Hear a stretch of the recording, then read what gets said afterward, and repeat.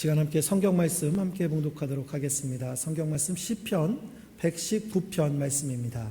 시편 119편 24절부터 32절까지의 말씀입니다.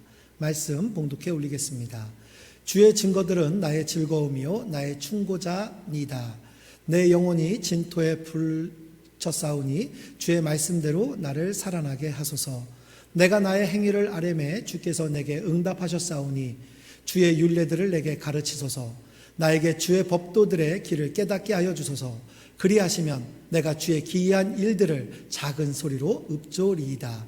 나의 영혼이 놀림으로 말미암아 녹사오니 주의 말씀대로 나를 세우소서. 거짓 행위를 내게서 떠나게 하시고 주의 법을 내게 은혜로이 베푸소서. 내가 성실한 길을 택하고 주의 규례들을 내 앞에 두었나이다. 내가 주의 증거들에 매달려 싸우니 여호와여 내가 수치를 당하지 말게 하소서. 주께서 내 마음을 넓히시면 내가 주의 계명들을 길로 달려가니이다. 여호와여 주의 율례들의 도를 내게 가르치소서. 내가 끝까지 지키리이다. 아멘. 할렐루야. 잘 견디심에 감사드립니다. 그래도 희망이 보여서 다행입니다. 이 주간에 오늘 또한 우리가 오늘 4월 1일 4월의 첫날을 맞이하게 되었습니다. 항상 하나님의 은혜가 감사합니다. 4월은 평안함으로 맞이하고 행복한 기쁨의 달이 되기를 주의 이름으로 축원합니다. 한 왕이 역사학자들을 불러 모았습니다. 왕은 세계사를 한 권으로 압축하라고 명령을 했습니다. 역사학자들은 열심히 세계사를 한 권으로 요약을 했습니다. 세계사를 한 권으로 요약한 것은 그렇게 쉽지가 않았습니다. 고민하고 또 고민해서 결국은 한 권으로 요약을 했습니다. 왕은 그 책을 다 보고 난 후에 이 책을 한 문장으로 줄여보라 라고 또한 요청을 했습니다. 역사학자들은 또다시 고민 끝에 이렇게 기록을 했다고 합니다. 인류 역사는 고난의 역사입니다. 크고 작든 우리에게는 고난이 있습니다. 산을 하나 넘으면 또 하나 다시 나오듯 고난은 연속입니다. 구약성경은 인생이 고난을 위해서 났다고 증거하고 있고 또 신약성경도 성도의 삶에 고난이 있음을 증거합니다. 또한 우리가 알고 있는 예수님도 고난 받으셨습니다. 지금은 예수님의 고난 당하신 것을 기억해야 할 사순절 기간입니다. 누구에게나 고난은 있습니다. 어떤 사람에게든지 고난은 고통이 됩니다. 오늘도 우리 주변의 삶을 돌아보건대 너무 힘든 상황이죠. 나는 너무 고난이 많습니다라고 이야기합니다. 여러분, 이 어려움의 수렁에서 벗어날 수가 없습니다. 그럴 때 자꾸만 고난만 묵상하지 마십시오. 고난 중에 사명을 생각해야 되는 겁니다. 도대체 왜 나는 이 나를 고난으로 이끌어 가실까? 그때 우리가 해야 할 가장 중요한 게 무엇일까요? 고난 중에 찬송하는 겁니다. 고난 중에 우리의 믿음을 드러내 보이는 겁니다. 고난 중에 우리의 믿음이 변질치 아니하는 모습을 보여주는 거, 그게 중요하다라는 거죠. 사람은요 모두가 다 비슷합니다. 다른 사람 없습니다. 어려우면 원망하고 힘들게 되어져 있습니다. 제가 오래전에 어떤 목사님의 설교 중에서 동화책을 읽어주신 내용을 기록한 적이 있는데 잠깐 그 동화책의 내용을 좀 소개를 좀 해드리겠습니다. 고추잠자리의 이야기인데 어느 숲속에 고추잠자리 한 마리가 살고 있었습니다. 늘 하늘을 높이 날아다니고 부족함이 없었어요. 아주 행복한 시간을 보내고 있었습니다. 그러던 어느 날 이 고추잠자리에게 불행이 닥쳐왔습니다. 그의 사랑하는 아빠와 엄마, 형제, 가족 모두가 새에게 날름 잡혀먹혔기 때문입니다. 이 고추잠자리는 더 이상 살아갈 수 없을 정도로 깊은 슬픔에 잠겼습니다. 그래서 고추잠자리는 죽기 전에 마지막으로 숲속의 요정을 찾아가서 이 자기가 당한 일을 쭉 설명을 했습니다. 내가 사랑하는 가족을 하루아침에 다 잃어버렸습니다. 이런 상황에서 제가 어떻게 더 살아갈 수 있겠습니까? 날개를 접고 그냥 확 죽어버리고 싶습니다. 그때 요정이 얘기합니다. 만일 내가 한 가지 일을 한다면 내가 내 마음의 상처를 깨끗이 씻어줄 수 있단다. 그럼 그 한 가지가 뭡니까? 요정이 이렇게 이야기합니다. 앞으로 한 달 시간을 줄 테니까 한 달 동안 이 숲속을 마구 다니면서 마음에 아픔이 없는 곤충을 아무나 하나 데리고 와라. 그러면 내가 너의 상처를 깨끗이 씻어주겠다라고 했습니다.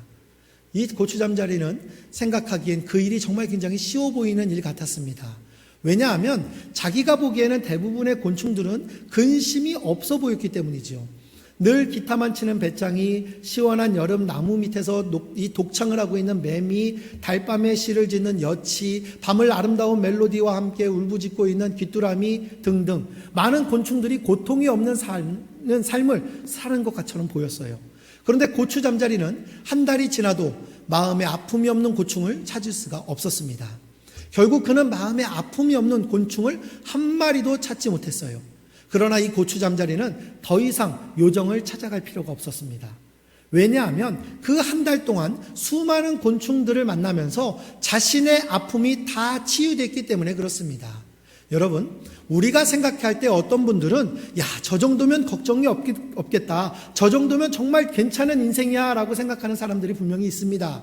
그런데요, 가까이 다가가서 보면 그분과 이 마음의 문을 열고 대화를 나눠보니까 그만큼 그 아픔과 눈물 없는 사람이 없다라는 거죠.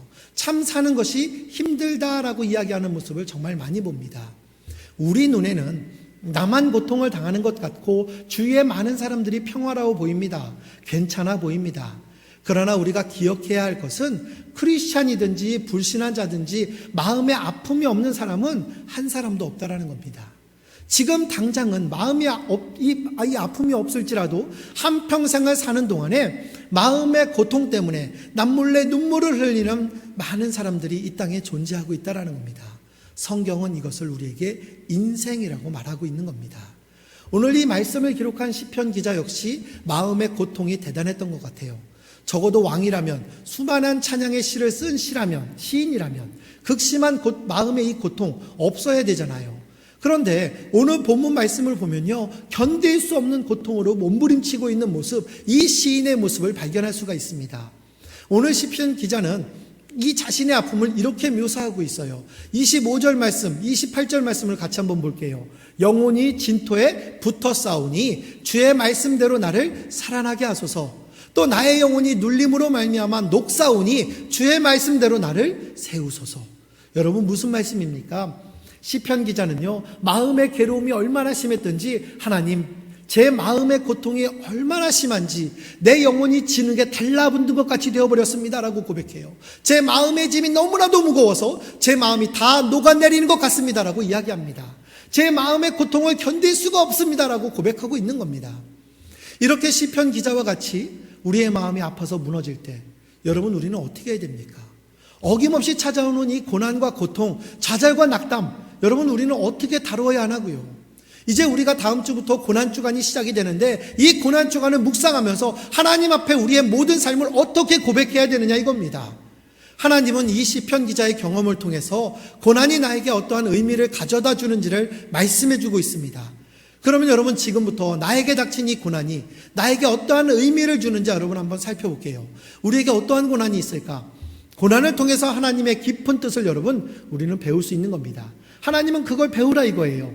영어 단어에는요, 이 말씀, 이 고난이라는 단어 어떻게 표현하느냐? teaching ability라고 표현을 합니다. 이 단어는 가르침을 잘 받아들이는 성품이라는 뜻이에요. 아픔이 우리에게 찾아올 때 하나님 앞에서 바로 우리가 이 자세가 필요한 거예요. 받아들일 수 있는 자세. 제가 볼 때 한국이 참 좋은 나라가 맞습니다. 정말 우리나라 좋은 나라예요. 그런데 한국 교육의 문제들 중 하나가 저에게 정말 마음에 안 드는 점이 있습니다. 허영과 허세로 가득한 아이들을 양산해내는 거.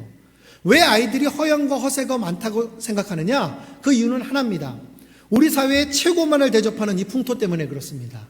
학교에 가서 공부를 해도 대접받는 사람이 누굽니까? 반에서 1등, 2등, 3등, 적어도 5등 안에 들어야 사람 취급받습니다. 40명 중에 38등? 여러분, 그 아이는요, 머리 나쁜 아이, 바보로 취급당하고 왕따 당합니다. 놀아주지도 않습니다. 매일 뒤에서 잠만 자는 아이들밖에 되지 않습니다. 그런데 그 아이들이 집에 오면 어떻게 되는지 아세요? 집에 와도 그 아이는 맨날 구박만 받는 거예요. 그 아이는. 사실 그 아이가 공부를 못하고 싶어서 못하는 게 아닙니다. 선천적으로 공부가 아닌 다른 쪽에 달란트를 갖고 태어난 걸 여러분 어떻게 하라는 거예요? 그래서 밤 12시까지 공부를 했는데도 40명 중에 38등 했는데 인정해 주질 않는 거예요. 여러분, 우리 사회는 최고를 추구하며 최고만을 대우하고 있죠. 그러니까 최고가 되기 위해서 뭐합니까? 수단과 방법을 가리지 않는 거예요. 거짓말을 하든 사기를 치든 남을 죽이든 발걸 올라가서 비논리적인 이야기들을, 이런 것들을 행하면서 무조건 윗자리를 차지해야만 되는 거죠. 그래서 최고가 되지 않으면 무시당하니까. 앞으로 이렇게 자란 아이들, 여러분 이 아이들이 자란 20년 뒤를 생각해 보신 적이 있습니까? 우리나라 사람들 허영과 허세가 느는 거예요. 그러니까 아이들도 주위의 친구들의 이 배움의 대상, 사랑의 대상이 아니라 경쟁의 대상, 싸워서 이겨야 하는 라이벌이 되고 있는 겁니다. 내가 일단 최고가 되어야 살아남기 때문에. 사실 요즘 애들하고요, 여러분이 잘할 때하고 비교해 보세요. 누가 공부를 더 많이 합니까? 요즘 애들이 더 많이 합니다. 학원 2개, 3개 기본이에요. 제가 국민학교 시절만 해도 학교 다녀오면 공부했을까요? 안 해요, 공부. 어떻게 공부합니까? 학교 갔다 오면 방에 들어갈 시간도 없어요. 5m 앞에서 그냥 밖에서 가방을 방으로 집어 던지고 그대로 뛰어나가 놉니다. 그리고 해가 져서 어머니께서 부르시면 밥 먹고 텔레비 보다가 코피 터져가면서 잠잤어요. 솔직히 우리 그렇게 컸습니다. 그러므로 자녀들 앞에서 우리는 이렇게 얘기할 수 있어야 돼요. 아버지는 너처럼 공부를 잘하지 못했어. 너처럼 공부 많이 안 했어. 아빠는 매일 놀았다. 여러분 그렇게 한번 얘기해 보세요. 애들이 기가 살아서 공부 진짜 잘할 겁니다. 그런데 아이들이 성적표에 어쩌다가 부모님의 기대치를 보다 높은 점수를 계속 얻는 거죠. 그러니까 성적이 어머니 아버지 기대치에 맞지 않으니까 머리를 쥐어박으면서 뭐라 그래요? 아빠는 말이야 옛날에 1등만 했어. 2등하면 막 죽고 싶어서 막 뻥을 칩니다. 너는 엄마를 닮은 것 같다 이러면서, 여러분 이러면서 부부싸움이 커지기 시작하잖아요. 요즘 아버지 치고 공부 못했던 아버지가 세상 어디 있어요? 말 들어보면요 우리 아버지들 공부 다 잘했답니다. 다 수재예요. 그리고 뼈대 없는 감은 하나도 없습니다. 평범한 사람이 아무도 없어요. 다 양반집이에요. 집안에 박사 몇 명씩 있고요. 뭐 난리도 아니죠. 그렇죠? 사회 구조 속에서 작은 차 타고 다니면서 무시당하는 세상이니까 막 큰 차 타는 사람들, 막 말도 안 되는 비용을 들이면서 외제차 속에서 카푸어하는 사람들, 이러한 용어들까지도 생기는 게 지금 우리나라의 실정입니다. 자기 수준에 맞게 살아야 되는데 그게 안 된다라는 거죠. 그저 남의 눈을 의식하는 거죠. 명함을 봐도 그래요. 세계에서 가장 복잡한 명함이 바로 한국 사람 명함 같습니다.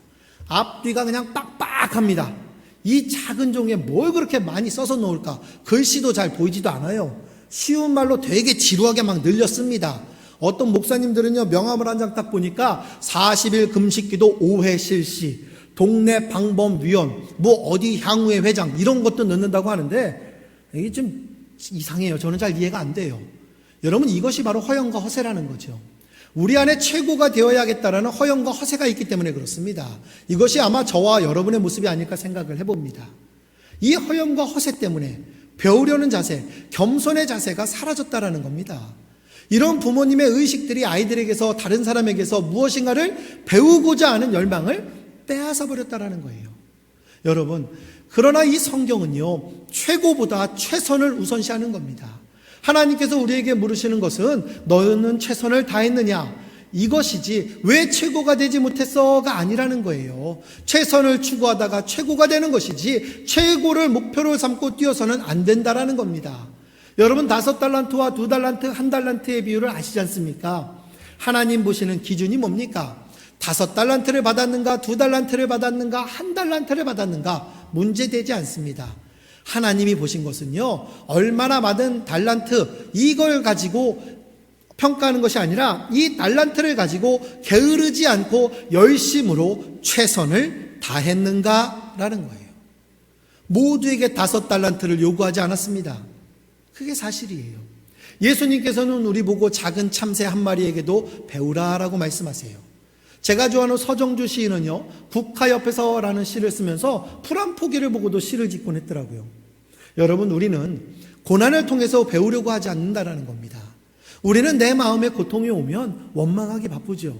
하나님 앞에서 하나님 이 고통을 왜 나에게 주셨습니까? 왜 이런 일이 제게 일어났습니까? 이런 때는 저는 하나님 앞에 어떻게 해야 합니까? 라고 하면서 하나님 앞에 마음의 문을 열고 가르침을 받으려는 사람들이 드물다라는 겁니다. 여러분 하나님이 왜 우리에게 아픔을 주십니까? 하나님이 왜 우리에게 고통을 주실까요? 저와 여러분을 미워하기 때문에 그렇습니까? 아니에요. 우리 마음에 고통이 심하면 심할수록, 마음의 아픔이 심하면 심할수록, 마음의 비수가 꽂히면 꽂힐수록 하나님은요 그 아픔을 통해서 우리에게 무언가를 가르치시는 줄로 저는 믿습니다. 여러분 어떤 분들은요 고난이 축복이라는 말을 정말 잘해요. 저는 이 부분에 대해서 여러분 한번 묻고 싶습니다. 고난이 정말 축복이냐고요? 고난이 왜 축복이 되냐고요. 고난이 축복이라고. 분명히 하나님의 뜻이 있을 거라고 이야기해요. 그러니까 하나님의 어떤 뜻이 있냐고요. 나는 지금 어려웠는데 지금은 잘 살잖아? 이런 얘기 말고요. 고난이 왜 축복이 되느냐고요. 그 고난이 축복이 되는 이유가 뭐냐고요. 그 이유를 알고 싶다고요. 정확히 말씀드릴게요. 고난은 고난이에요. 고난이 축복이라면 그 축복 받으려면 맨날 고난 속에 있어야 되는 거 아니에요. 그 축복 받으려면 그 고난을 도대체 얼만큼 경험해야 되는 거예요. 여러분, 큰 축복 받으려면은 큰 고난 당해야 되는 건데요. 말이 안 되잖아요. 여러분, 축복받기 위해 고난만 당하시겠습니까? 아니요, 저는 그렇게 살기 싫어요. 여러분, 우리 하나님을 너무 유치하게 만들지 마세요. 그래서 여러분, 성경을 제가 찾아봤습니다. 고난이 축복이다라고 명시한 구절이 없더라고요. 그래서 고난하면 떠오르는 사람이 욥이었어요. 그래서 욥기를 제가 빠르게 한번 정독을 좀 다시 한번 해봤습니다. 도대체 욥은 어떤 고난, 이 고난을 어떻게 축복으로 바꿨을까? 욥이 고난을 당하는 이야기가 우리가 너무나 잘 알고 있지요. 그런데 고난 가운데 있는 욥이 하나님께 불평하고 있는 거 여러분 아십니까? 욥기 7장 11절 말씀이에요. 그런즉 내가 내 입을 금하지 아니하고 내 영혼의 아픔 때문에 말하며 내 마음의 괴로움 때문에 불평하리이다. 고난이 괴로운 거예요. 불평이 나오는 게 고난이에요. 자꾸 착각을 합니다. 징계, 연단, 인내, 여러분 이런 단어들을 왜 고난으로 착각을 하는 겁니까? 여러분 착각해서는 안 됩니다. 그렇게 불평하던 욥에게 하나님이 말씀하시는 장면이 또 나오지요. 천지를 지을 때 네가 있었느냐 하시면서 대장부처럼 나와봐라 이야기합니다. 욥과 대화를 나누시던 이 상황에서 욥의 상황을 하나님께서 다시 한번 일깨워 주세요. 일깨워 주시자 욥이요 42장 1절부터 말씀해 보면 이렇게 고백을 해요. 욥이 여호와께 대답하여 이르되 주께서는 못하실 일이 없사오며 무슨 계획이든지 못 이룰 것이 없는 줄 아오니 무지한 말로 이치를 가리는 자가 누구니까? 나는 깨닫지도 못한 일을 말하였고 스스로 알 수도 없고 헤아리기도 어려운 일을 말하였나이다. 내가 말하겠사오니 주는 들으시고 내가 주께 묻겠사오니 주여 내게 알게 하옵소서. 내가 주께 대하여 귀로만 듣기만 하였사오나 이제는 눈으로 주를 배움나이다. 그러므로 내가 스스로 거두어드리고 티끌과 재 가운데서 회개하나이다. 여러분, 고난이 축복이 되는 이유는 이거예요. 42장 5절 말씀 다시 한번 여러분 보세요. 42장 5절 말씀 뭐라고 나옵니까? 내가 주께 대하여 귀로만 듣기만 하였사오나 이제는 눈으로 주를 배움나이다. 고난으로 불평만 하고 있던 것이 아니라 하나님과 대화를 나누면서 다시 한번 뭘 알게 되느냐? 그 고난 속에 들어서 움직이고 나를 통해 역사하시는 그 하나님을 알게 되었다라는 겁니다. 하나님과 대화했다라는 거 여러분 이게 무슨 말입니까? 기도한 거예요. 기도. 고난이 있으니까 기도하는 거예요. 그러니까 고난 중에 기도하잖아요. 그러니까 어느 때는 불평도 기도가 되는 겁니다, 여러분. 지금까지 이 귀로만 듣기만 하고 하나님을 몰랐어요. 그냥 듣는 하나님만 알았어요. 설교로만 듣고 그냥 하나님이 이런가 보다라고 했어요. 하지만 고난 가운데 계속해서 기도하면서 하나님과 대화를 해보니까 귀로만 듣던 하나님이 눈으로 보게 되는 하나님이 되니까 축복이 되는 거예요. 하나님이 살아 계시다라는 것을 믿는 겁니다. 이 비밀을 아는 거죠. 얼마나 기쁜 일이에요. 이 비밀을 알고 있으니까 초대교회 성도들은요, 예수님을 믿을 때 불같은 시험을 여러 번 반복해서 당할 때 이상하게 생각하고 당황하게 되었습니다. 그때 사도 베드로는요, 성도들을 위로하면서 하나님의 뜻을 가르쳐 주셨고 그것은 영광의 고난임을 강조했습니다. 말씀 같이 볼게요. 사랑하는 자들아, 너희를 연단하려고 오는 불시험을 이상한 일 당하는 것 같이 이상히 여기지 말고 오히려 너희가 그리스도의 고난에 참여하는 것으로 즐거워하라. 이는 그의 영광을 나타내실 때에 너희로 즐거워하며 기쁘게 하려 함이라. 아멘. 베드로전서 4장 12절 13절이잖아요. 여러분 또 보세요. 사도 바울과 실라가 빌립보 감옥에서 고통을 당할 때 그들은 밤 깊도록 찬송을 하고 기도합니다. 제발 옥에서 끌어내달라고 기도한 거 아닙니다. 주님의 고난을 우리가 새로움의 이 새 몸에 체험케 됨에 대해서 감사의 찬송을 드리고 은혜를 의지하는 기도를 드렸던 거예요. 고난 가운데 고난으로 묵상하고 있는 것이 아니라 이 시기를 통해서 하나님의 섭리를 바라보며 맨날 말로만 듣고 설교로만 듣던 하나님을 아는 것이 아니라 정말 눈으로 보는 하나님이 증명되는 하나님으로 볼 수 있는 능력자. 그러니까 우리가 하나만 기억하세요. 하나님이 주신 겁니다. 하나님이 주신 것. 우리가 고난주간을 맞이하면서 온라인으로 9시 저녁에 우리가 기도를 드립니다. 가정끼리 모여서 함께 최선의 기도를 드리고 최선의 기도회를 가지면 우리가 모일 거예요. 정말 이 가정 부흥회가 일어날 것 같은데 여러분 이 고난주간에 여러분 어떻게 기도하실 거냐고요. 이 고난주간의 묵상을 어떻게 하시겠냐고요. 하나님이 주신 것이기에 배울 수 있길 바랍니다. 우리는 하나님을 향한 이 마음의 문을 열고 배우는 자세로 나가야만 되는 겁니다. 시편 119편 26절 27절 말씀을 다시 한번 읽어볼게요. 내가 나의 행위를 아뢰매 주께서 내게 응답하셨사오니 주의 율례들을 내게 가르치소서. 나에게 주의 법도들의 길을 깨닫게 하여 주소서. 그리하시면 내가 주의 기이한 일들을 작은 소리로 읊조리이다. 무슨 말입니까? 시편 기자는요, 자기에게 고통이 찾아오고 마음의 아픔이 있을 때 원망하지 않겠습니다라는 거예요. 주님, 무엇을 말씀하시려 합니까? 나를 가르치시옵소서라고 기도하면서 이 하나님의 세미한 이 음성 듣기를 원했다라는 거예요. 여러분, 믿음이라는 게 뭡니까? 내 마음에 고통이 찾아올 때 믿지 않는 사람들과 똑같이 원망하고 실망하고 낙담한다면 우리의 믿음이 무슨 소용이 있겠냐고요. 하나님이 우리 마음에 고통을 심어주실 때, 내 창자가 끊어질 때, 내 영혼이 진토에 눌릴 때 여러분 이렇게 기도하세요. 주여, 내 마음을 열겠습니다. 이 고통을 통해 제게 주실 말씀을 나로 깨닫게 하여 주시옵소서. 우리가 이 사순절 기간을 통하면서 이제 돌아오는 주일부터 고난주간을 맞이할 때에 저는 이렇게 기도했으면 좋겠어요. 주여, 내 마음을 열어주소서. 이 고통을 통하여 내게 주실 말씀을 나로 깨닫게 하여 주시옵소서. 우리 성도님들 마음에 극심한 고통이 찾아올 때 먼저 고난에 숨겨진 주님의 뜻, 이 뜻과 가르침을 배우는 복된 저와 여러분이 되기를 주의 이름으로 부탁드리겠습니다. 그래서 고난은요, 나를 정화시켜요. 해마다 장마철이 되면 태풍이 찾아와요. 미국에서는 이 토네이도라고 하는 회오리 바람이 부는데 그 위력이 얼마나 어마어마한지 모릅니다. 거기에 보면 태풍 속으로 소와 자동차, 집 막 이런 게 막 깃털처럼 막 공중으로 날아가 버리는 모습들을 많이 봤어요. 여러분, 우리는 생각하기를 하나님께서는 왜 그런 태풍을 생기게 하셔서 우리를 괴롭힐까라고 생각하는 사람도 있습니다.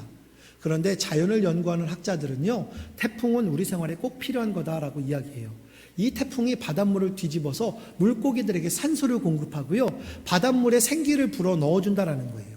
그래서 이 태풍이 없으면 바다와 바다 생물이 오염이 돼서 자연 생태계가 파괴된다라는 겁니다.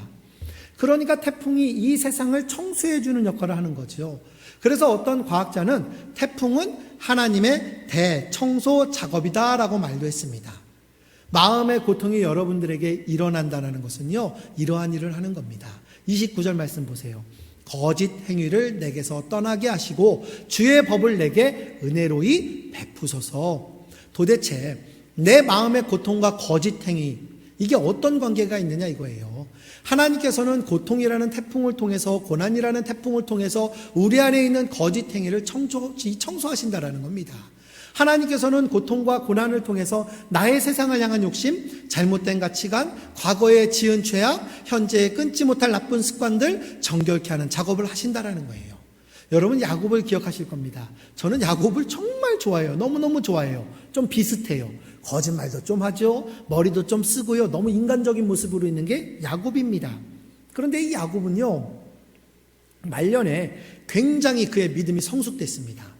창세기 34장에 보면 야곱의 딸이 이 이방인들에게 강간을 당해서 돌아오게 됩니다. 이 모습을 보면서 그 일로 분노한 야곱의 아들들이 강간한 남자가 사는 동네에 가서 남자들 다 죽여버립니다. 딸은 강간당했지요. 아들들은 하루아침에 살인자가 되어버린 상황이 되어버렸어요. 이때 야곱의 마음은 자녀들로 인해서 마음이 찢어지는 고통을 당합니다. 그 고통 후에 야곱은 이렇게 얘기합니다. 창세기 35장 2절과 3절 말씀에 야곱이 이에 자기 집안과 사람과 자기와 함께한 모든 자에게 이르되 너희 중에 있는 이방 신들을 버리고 자신을 정결하게 하고 너희들의 의복을 바꿔 입으라. 우리가 일어나 베델로 올라가자. 내 환난 날에 내게 응답하시며 내가 가는 길에서 나와 함께 하신 하나님께 내가 거기서 제단을 쌓으려 하노라. 아멘. 이전에 하나님이 야곱에게 베델로 올라가라고 하셨는데 야곱이 순종하지 않습니다. 그런데 여러분 보세요. 그의 인생에서 가장 고통이 엄습해 올 때, 그의 마음이 가장 마음이 찢어져 있을 때 비로소 야곱은 어떻게 합니까? 하나님께 돌아갔다라고 성경은 기록해 주고 있습니다. 그런데 지금 야곱이 온 가족에게 자신을 정결케 하고 베델로 올라가자라고 이야기하고 있는 거예요. 이 마음이 찢어지고 힘든 상황 가운데서 여러분, 우리 예수님의 기도도 여러분 잘 아시지 않습니까? 나의 원대로 마옵시고 아버지의 원대로 되기를 원하나이다. 이 괴로움의 모든 상황이 내 마음이 아니라 하나님의 뜻대로라고 이야기하는 거예요. 포기하듯이 나의 원대로 마시고, 여러분 이런 거 아니에요. 전적으로 아버지 하나님을 의지하며 아버지의 원대로 되기를 원하나이다라는 신뢰를 드리는 기도가 이루어져야 된다는 겁니다. 우리가 이 사순절 고난주간을 맞이하는 가운데서 여러분 하나님을 신뢰할 수 있기를 바랍니다. 이것이 저와 여러분의 기도가 되기를 주의 이름으로 부탁드리겠습니다. 또한 여러분, 고난은 나의 마음을 넓혀주고 있어요. 그래서 이 32절 말씀 보세요. 주께서 내 마음을 넓히시며 내가 주의 계명들의 길로 달려가리이다. 마찬가지로 우리의 마음이 태평양같이 넓어지기를 원하십니까? 많은 사람들을 포용하고 품어주는 사람이 되기를 원하십니까? 하나님은요, 고난을 통해서 우리의 마음을 넓히신다라는 겁니다. 마음을 넓힌다라는 것을 어떤 성경 번역에 보니까 이렇게 쓰더라고요. understanding. 여러분 다 아시는 단어잖아요. understand. 마음을 넓힌다라는 것은요, 이해를 넓힌다라는 거예요. 고통이 찾아오면 우리는 하나님과 사람에 대한 이해를 넓힐 수 있다라는 겁니다. 평온할 때는 몰랐는데 고난이 찾아오니까 하나님에 대해서 깊이 묵상하게 되고 하나님께 매달리다 보니까 하나님에 대한 이해가 넓어졌다라는 거예요.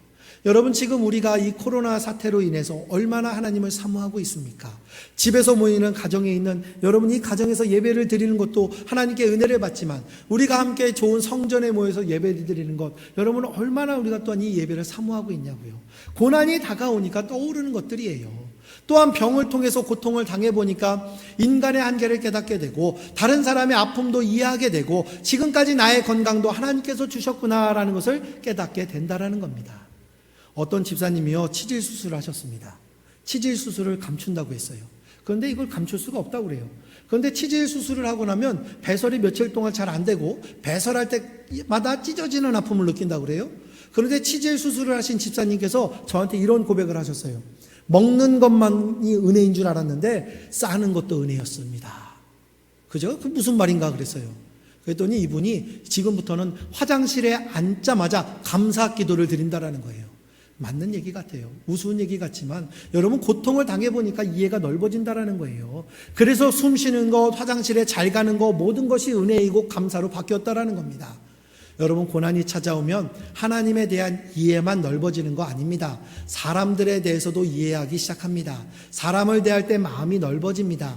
마음이 넓은 사람들을 보면 대개 과거에 고난을 많이 겪어본 사람들이에요. 고난을 많이 겪고 마음이 아파본 사람들은요, 사람을 함부로 정죄하지 않습니다. 함부로 남을 비판하지 않습니다. 함부로 남에게 지시하지 않습니다. 함부로 남에게 갑질하지 않습니다. 그의 모든 것을 이해해 주려고 하는 것, 그런 사람들이 얼마나 많습니까? 그러나 고난이 없는 사람은요, 항상 흑백 논리로 적용을 해요. 무조건 내 말만 맞대요. 잘못되면 다 저 사람들이 잘못한 거래요. 저거 놓고 저 사람은 나쁘다 해요. 나는 맞고 저건 다 틀리다 해요. 왜냐? 고난을 당해보지 않았으니까. 모르는 거예요. 이해 못하는 거예요. 이 고생을 안 해본다라는 거, 여러분 이게 행복인 것처럼 보이지만요, 사실은 이 고생을 해보지 않은 사람은 성숙한 사람이 되기 어렵습니다. 언제까지 자기 위주로만 살 겁니까, 세상을? 아니에요. 서로가 하나님이 허락해 주신 이웃들과 함께 사랑하며 살아가야 되는 거거든요. 베드로 사도는 베드로전서 5장 10절 말씀에 이렇게 얘기합니다. 고난을 당한 너희를 친히 온전하게 하시며 굳건하게 하시며 강하게 하시며 털을 견고케 하시리라 라고 했습니다. 그러므로 고난과 이 고생을 당할 때 고통이 크면 클수록 내가 큰 사람이 되려는 모양이구나 라고 생각하시면 좋습니다. 사업을 하는 과정에서 고생을 해본 사람이 큰 기업가가 될 수가 있는 거예요. 공부하는 과정에서 어려움을 겪어보면 뛰어난 학자가 될 수 있습니다. 직장에서도 별일 없이 지낸 사람보다는 이런저런 어려움을 겪으면서 경험을 쌓은 사람이 인정을 받을 수 있는 거예요. 신앙적으로도 고난을 당해본 사람들의 신앙이 더 든든합니다. 과거에 종교적인 핍박이 있었을 때 신앙인들이 오늘날 우리보다 훨씬 신앙이 더 강했던 것을 여러분 우리는 알 수가 있습니다. 하지만 이 코로나19 사태로 인해서 우리가 교회 안에서 모이는 성전 예배를 드리지 못했을 때 여러분 우리가 지금 얼마나 이 성전 예배를 사모하고 있습니까? 아마 성전에 모여서 예배를 드린다면 정말 우리 교인들 모두가 다 와서 함께 할렐루야로 찬양하면서 주님 앞에 예배드리고 신앙이 더욱더 성숙된 모습으로 저는 만날 수 있을 거라 믿습니다. 분명히 우리는 성숙할 수 있으니까. 어려움을 겪어봤으니까요. 여러분, 여러분에게 아픔이 찾아옵니까? 마음이 아플 때가 바로 마음을 넓힐 수 있는 기회라는 것을 깨달으시기 바랍니다. 근육이 찢어져야만 근육이 커지듯이 고통을 통해서 이 고난을 통해서 여러분의 마음이 넓어지기 때문입니다. 시편 기자는 기도합니다. 주여 내 마음을 넓혀 주시옵소서. 이것이 저와 여러분의 기도가 되기를 간절히 소원합니다. 저는요 바다를 정말 좋아합니다. 산은 이미 볼리비아 살 때 해발 4,000m 이상의 산들 그 속에서 살아서 별로 산 관심이 없어요. 산에 가자 그러면 저는 짜증나기 시작합니다. 근데 바다 보자 그러면 너무너무 좋아해요. 어떤 분들은 횟감이 많아서 바다를 좋아한다라고 하시는데 저는 그렇지 않습니다. 바다가 어떻게 이루어진 겁니까? 강물 하나가 여기저기서 다 모이다 보니까 그 많은 강물들이 모여서 결국엔 뭐가 됩니까? 바다가 되는 거예요. 그 강물은 맑은 물도 있지만 온갖 흙탕물, 더러운 물도 쏟아져 있는 것도 강물이 있습니다. 심지어 폭우가 막 쏟아지면 산이나 길이 없어지고 막 온갖 쓰레기들이 강을 덮쳐서 이게 또 바다로 다 들고 들어가요. 그래도 바다는 그걸 어떻게 하느냐? 거절하지 않습니다. 다 수용합니다. 여전히 파랗게 자기의 상태를 유지해요. 여러분, 그게 바다의 포용성이라는 거예요. 우리가 바다를 바라보고 좋아하는 것이 뭐냐? 바로 그 포용성 때문일 겁니다. 여러분, 우리의 삶이 고난과 아픔, 우리의 삶의 일부분으로 그냥 받아들이세요. 그러면 우리는 큰 사람 되는 겁니다. 고난은 우리의 적이 아니에요. 하나님이 우리를 성숙시키기 위해서 때로는 아픔과 고난과 고통을 허락하실 수 있다라는 겁니다. 그 아픔이 찾아올 때 우리 모두 시편 기자와 같이 반응했으면 좋겠습니다. 오 하나님, 내 마음의 문을 엽니다. 내가 무엇을 배워야 되겠습니까? 나를 가르쳐 주시옵소서. 내 안에 무엇을 깨끗게 하면 좋겠습니까? 이 고통을 통해서 내 마음을 넓혀 주시옵소서. 여러분, 이것이 저와 여러분의 기도가 되기를 간절히 소원합니다. 여러분, 말씀의 결론을 좀 맺을게요. 우리에게 닥쳐오는 마음의 고통은 어떤 의미가 있느냐?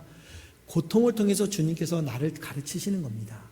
고통을 통해서 나에게 말씀하시는 하나님의 그 세미한 음성의 그 교훈의 음성을 여러분 들으셔야 돼요. 이 고난은 나를 정화시키는 거예요. 하나님께서는 고통의 태풍을 통해서 나의 죄악을 청소하시는 겁니다. 고난은 나를 영적인 거인으로 만들어버리는 겁니다. 고통을 통해서만이 하나님과 타인에 대한 예의 폭을 넓힐 수가 있다는 것을 여러분 꼭 기억하십시오. 이 시간 우리가 함께 좀 잠시 기도했으면 좋겠습니다.